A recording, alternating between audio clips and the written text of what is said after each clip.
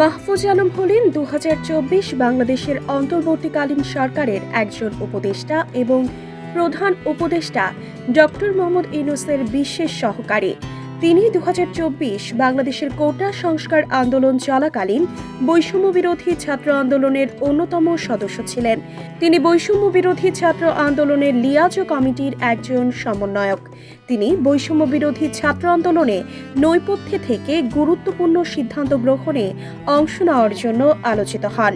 মাহফুজের জন্ম ১৯৯৫ সালে লক্ষ্মীপুর জেলার রামগঞ্জ উপজেলার ইছাপুর গ্রামে। তিনি বাংলাদেশের চাঁদপুর জেলার গল্লাখ দারুস সুন্নাত আলিম মাদ্রাসা থেকে এসএসসি এবং তামিরুল মিল্লাত কামিল মাদ্রাসা থেকে এইচএসসি পাশ করেন। তিনি ২০১৫-১৬ শিক্ষাবর্ষে ঢাকা বিশ্ববিদ্যালয়ের আইন বিভাগের শিক্ষার্থী ছিলেন। মাহফুজ বৈষম্য বিরোধী ছাত্র আন্দোলনের লিয়াজো কমিটির একজন সমন্বয়ক। এছাড়াও তিনি অন্তর্বর্তীকালীন সরকারের একজন উপদেষ্টা এবং প্রধান উপদেষ্টার বিশেষ সহকারী হিসেবে দায়িত্ব পালন করছেন।